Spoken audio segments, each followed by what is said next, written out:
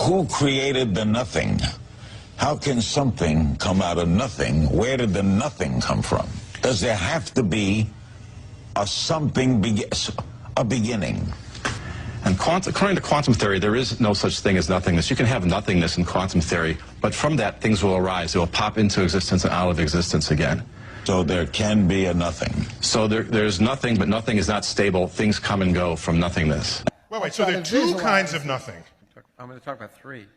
He's got three. You got a fourth over here? To get a universe from nothing, you've described the process, and I've heard it described before, but what you're starting with doesn't sound a lot to me like nothing. It sounds like the laws of quantum physics.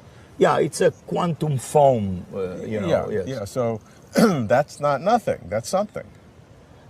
That means something, but it's nothing in the sense of that there is no geometry in particular, right. Because our universe has a geometry. Yes, there's no geometry, but it is a geometry generating mechanism. In principle, yeah, there could be through the tunneling you generate this. Now, mind you, as I said from the beginning, this is all speculation. Of course, we don't know how this we like happened. speculation. That's okay. But my concern is it's speculation and very interesting, and it may be right, but it's not answering the question. The question is, why is there something rather than nothing? And you're and my answer is that I do not know. I only can say that. Because you're starting with... According to the laws of physics that I know, this was possible. Right. But why it is, I don't know. Right, but the laws of physics, if we have quantum physics, which is the generator, whether it's the indeterminate principle or whatever it is that is part of the quantum physics, is very complicated. But it is complicated, it is something, and it's a lot of stuff. Maybe it'll be reduced down to something even more simple in string theory, or who knows, but quantum field theory is a lot of things going on to make that. And so if you start with that, and you have a mechanism to generate a universe with geometries and everything else, but you're starting with something pretty rich. Right, well, you start with some laws. Some laws, yes, yeah. So you're right. So the question is, why are there some laws? And again, I don't know the answer to that.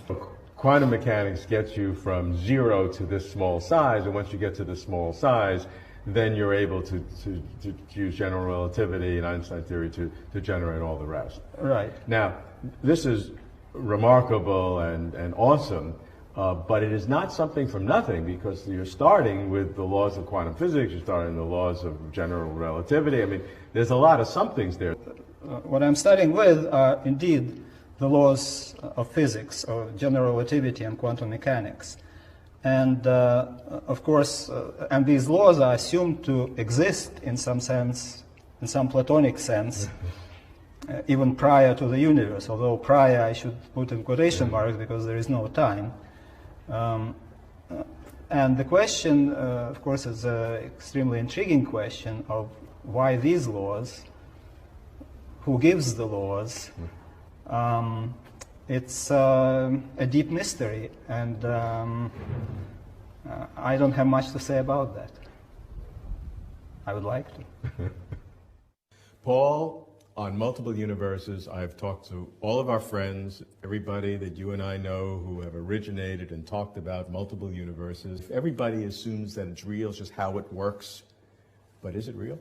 It falls far short of being a complete theory of existence, which is often presented as, that as if, well, if there's a multiverse, we can forget about all the mysteries of the universe because it's all explained. Everything's out there somewhere, end of story. Well, it's simply not true, because to get a multiverse, you need a universe-generating mechanism. Something has got to make all those big bangs go bang. So you're going to need some laws of physics to do that. All of the theories of the multiverse assume quantum mechanics, quantum physics, to give the element of spontaneity to make the bangs happen. They assume pre-existing space and time. They assume the normal notion of causality, a whole host of things. You write down a list, there's about 10 different basic assumptions they have to make to get the theory to work. And you can say, well, where have they all come from? What about these meta-laws that generate universes and impose effective local bylaws, as Martin Rees would call it, upon these universes. What is this distribution mechanism? How does that work? Where do those rules come from?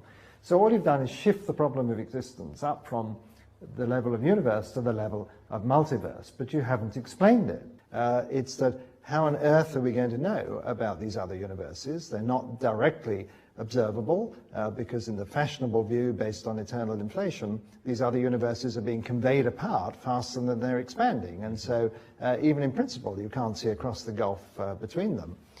It's possible you can apply some weak statistical tests to the fact that the universe we see may have certain features which are there because we exist, that is, that only some of these universes within this multiverse support life, and so obviously we're going to see a universe which has those features which are important for life.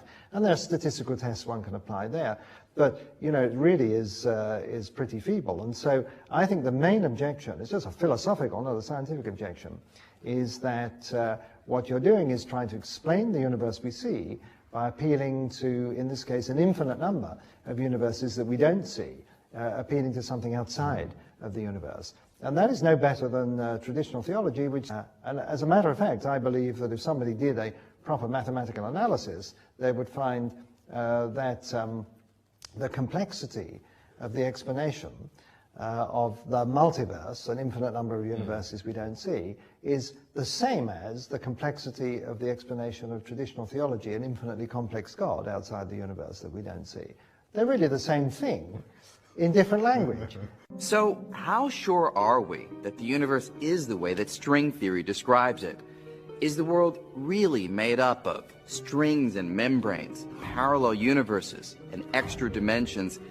Is this all science or science fiction? String theory and string theorists do have a real problem. How do you actually test string theory? If you can't test it in the way that we test normal theories, it's not science, it's philosophy. And that's a real problem. Strings are thought to be so tiny, much smaller than an atom, that there's probably no way to see them directly. I think it's actually stronger than that. Okay. That what is referred to as M theory isn't even a theory. Yes. It's a collection of ideas, hopes, aspirations. Exactly. It's not even a theory. And I think the book is a bit misleading in that respect. It gives you the impression that here is this new theory which is going to explain everything. It's nothing of the sort. It's not even a theory, and it certainly has no observational... partly it's this 10 to the 500 you refer to.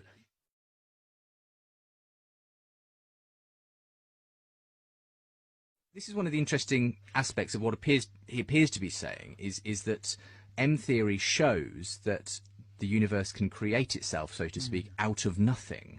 I mean, is that something which science can ever really tell us or be definitive? Take us certainly not doing it yet.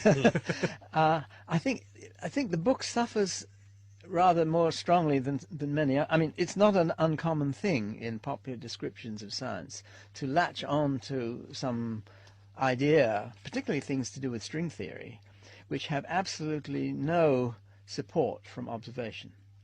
They're just nice ideas that people have tried to explore. But they will always remain theoretical. I mean, always is too strong.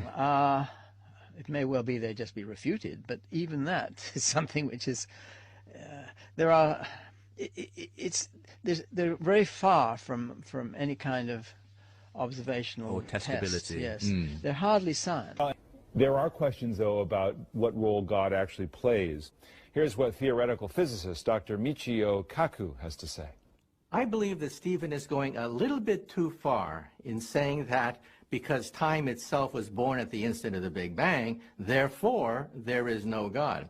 If the universe is a bubble of some sort, it's expanding, that's the Big Bang theory, but in string theory there are other universes out there. There's a multiverse of universes. Think of a bubble bath. These bubbles can collide, merge, or they can split apart into baby universes. And so we can talk, therefore, about a world before the Big Bang, a multiverse of universes. And then the question is, where did the multiverse come from? You could argue, therefore, that maybe you need a God to create the multiverse, or a creator to create string theory, perhaps.